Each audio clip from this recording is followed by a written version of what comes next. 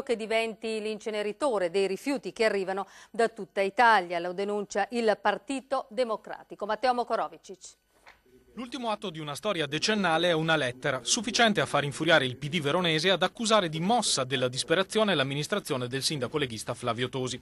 Il protagonista della vicenda è il sito di Cadelbue, l'impianto che da un quarto di secolo aspetta di partire come termovalorizzatore e che ora è appeso al piano dei rifiuti in discussione in Consiglio regionale.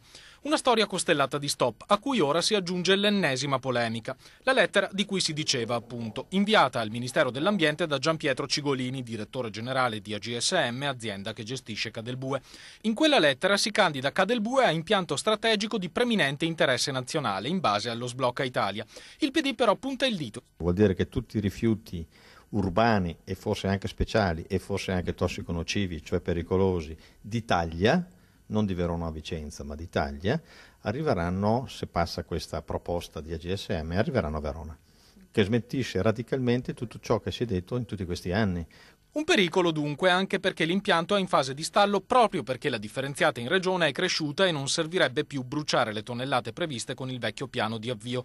Tra GSM e la regione in questo senso è in corso un braccio di ferro. Se ne capirà di più con il piano dei rifiuti approvato. Intanto il PD accusa GSM e amministrazione. Pur di far partire Cadelbue, dicono, si farà diventare Verona il raccoglitore dei rifiuti provenienti da ogni dove. Accuse rispedite puntualmente al mittente dai diretti interessati.